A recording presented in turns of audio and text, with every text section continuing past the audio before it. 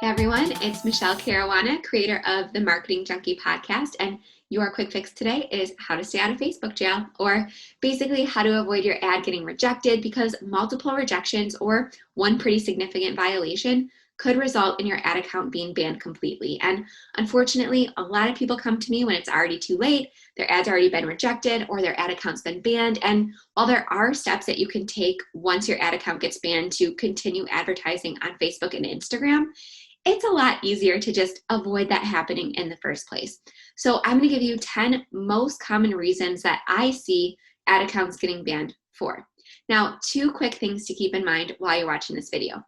Number one, Facebook designed these policies around their business model, and their business model depends on advertisers spending money on the platform. And that depends on as many users spending as much time on the platform as possible. So Facebook really wants to deliver as positive a user experience as humanly possible so that users keep spending as much time as possible on the platform, and advertisers therefore keep spending money on the platform. So if something might seem silly or you don't understand the reasoning behind it, keep that in mind. All right, point number two, I want you to keep in mind. This is not a substitute for reading through Facebook's advertising policies. So be sure to do that. I did include the link below this video. If any of these sound like they apply to your business, I encourage you to do a deeper dive and read through all of these advertising policies with a fine-tooth comb. But I'm just going to give you the 10 most common reasons that I see ad accounts getting banned or ads getting rejected, because again, chances are one of these either has happened to you or will happen to you. All right, number one, this one's pretty obvious, but unpaid bills. If you don't pay your credit card that Facebook is attached to, or if you have an unpaid balance, Facebook is going to ban your ad account and you're not going to be able to advertise anymore.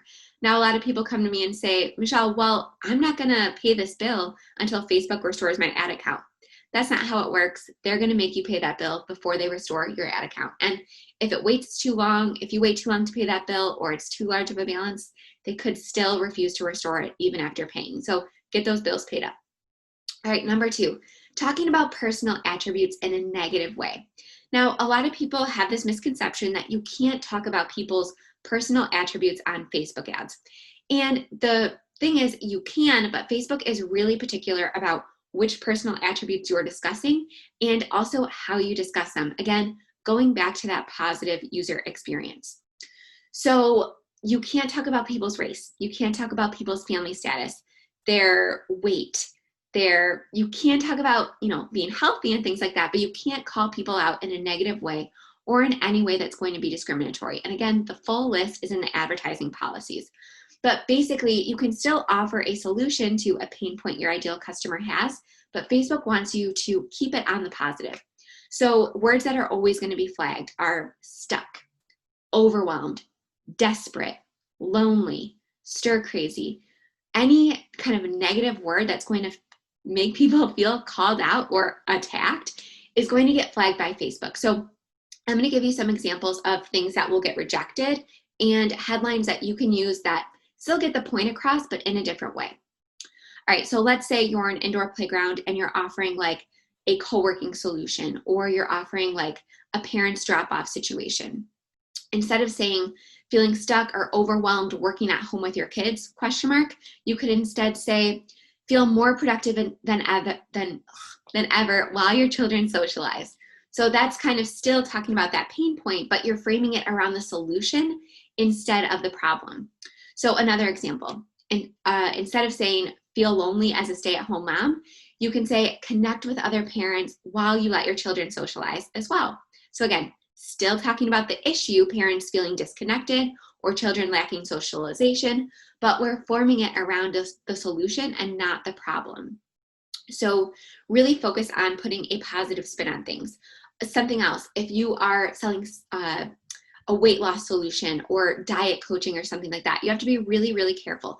If you're doing any sort of health information, real estate, financial information, you have to be extra, extra careful around what language you use, if you're discriminating against anyone, and things like that. So if you're in any of those spaces, I highly recommend, again, you going through those advertising policies with a fine-tooth comb. But an example is, let's say you are an Ayurvedic health practitioner. You can't say something in an ad like, are you feeling bloated and fatigued?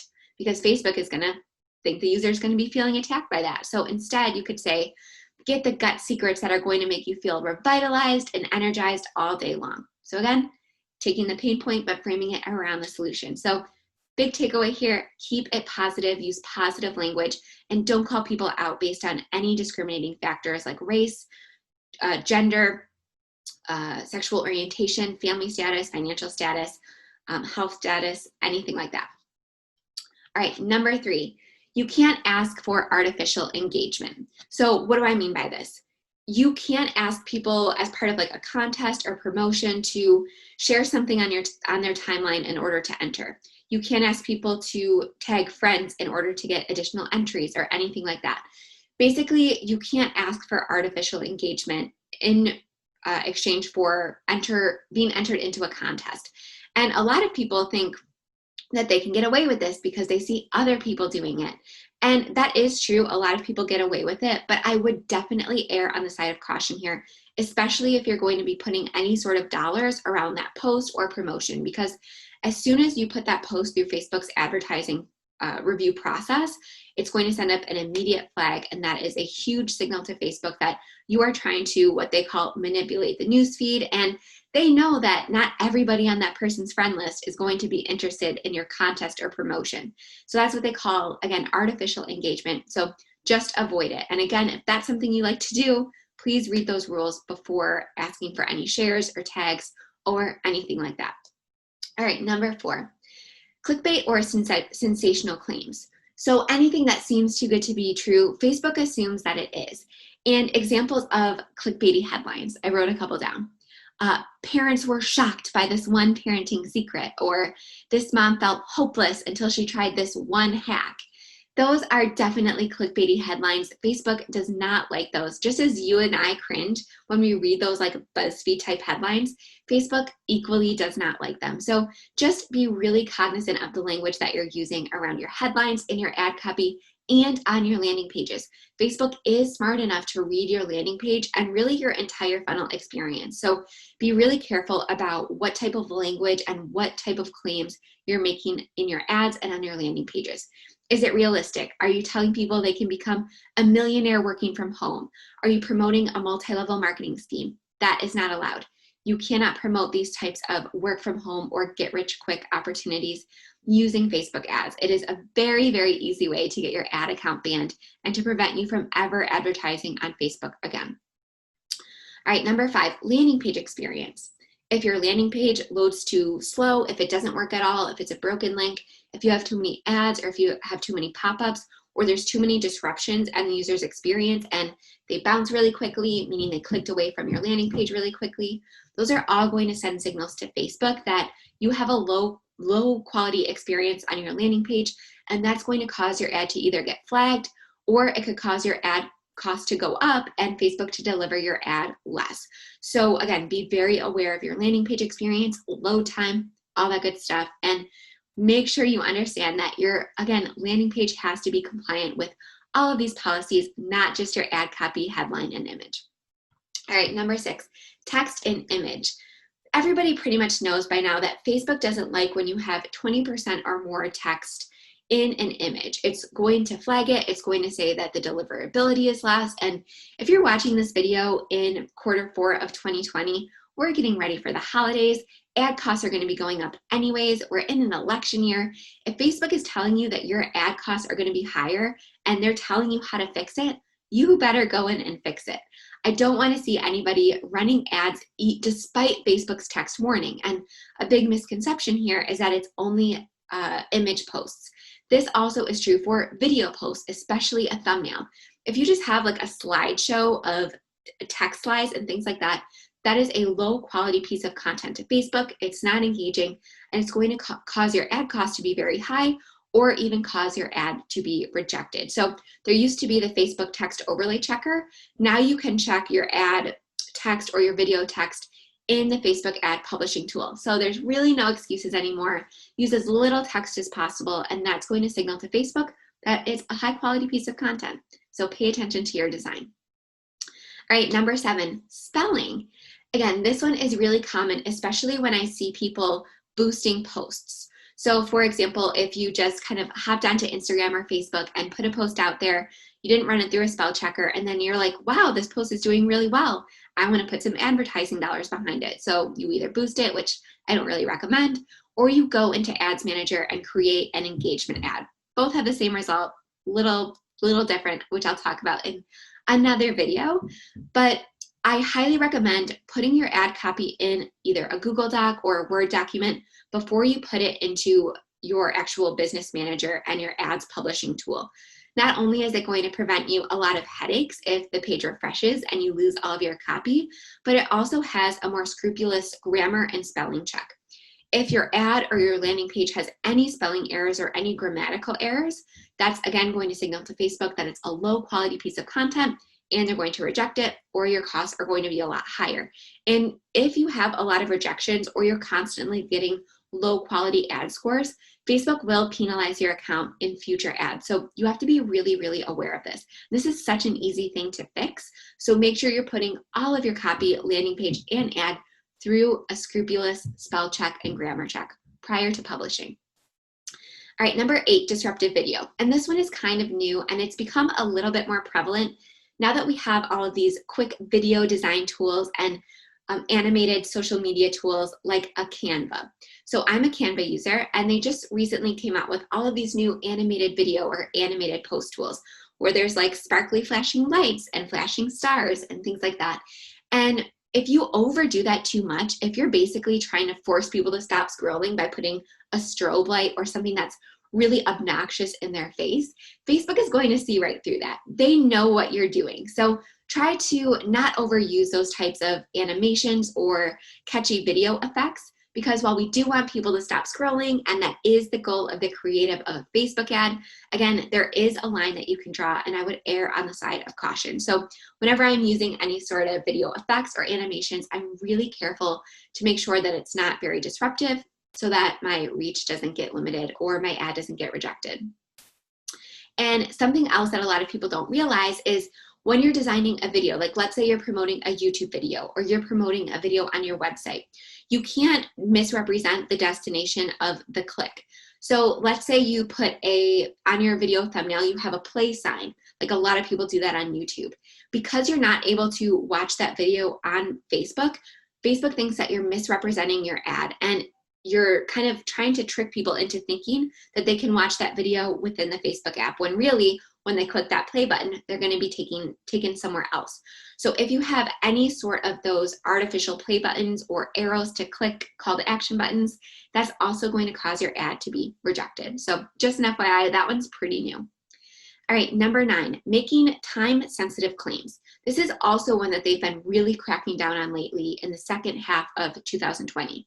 So we used to be able to say things like, make your next 5K in 5 days, or book your next client this week, or 30 days to 30-pound weight loss. Facebook is really cracking down on these specific claims within a specific time frame, because Facebook knows you don't have control over everyone's life or their emotional state or their bodies or their financial health. There are so many different factors at play. So basically avoid making any specific claim within a certain time frame or any sort of specific income goal. And that also kind of ties into those sensational claims. So again, just be really, really careful there. All right, and then number 10, a lot of people try to ask for sensitive information via Facebook lead forms. And if you're not sure what a Facebook lead form is, basically when you're at the campaign level choosing which objective you want to use, if you choose a lead ad, I see this a lot with dentists or mental health practitioners or chiropractors, pain doctors, things like that, in addition to pre-populated information like name and email. Again, when somebody clicks on the call to action for a lead ad, it actually brings up a form right inside of Facebook. So they're very user-friendly. They can be very effective, but it's also something that Facebook tracks very carefully. Also, real estate agents, I really see this very frequently. So in addition to name and email, people might want to know what their income level is, what value house they're looking for, what mental health services they're looking for, what pain issue they're dealing with, what their diagnosis is. You can't ask for any of that sensitive information via a Facebook lead ad. So be very careful.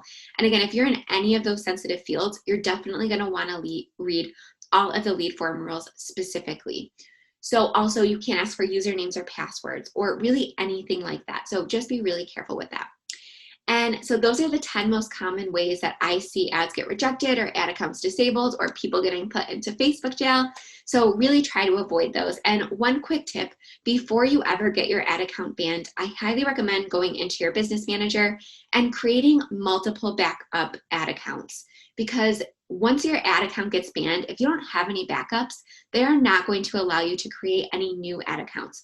So whenever I get a new client or whenever I design a new business manager, I always go in and create a couple different ad accounts with multiple payment methods, because Facebook is, again, really smart. If one of your ad accounts gets banned and that credit card is tied to another ad account, they might just automatically ban that second ad account as well, even if it's never had a violation.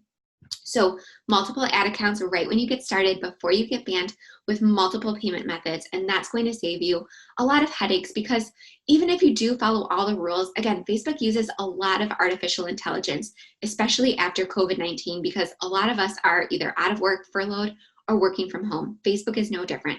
They're relying more heavily on artificial intelligence to complete this ad review process more now than ever.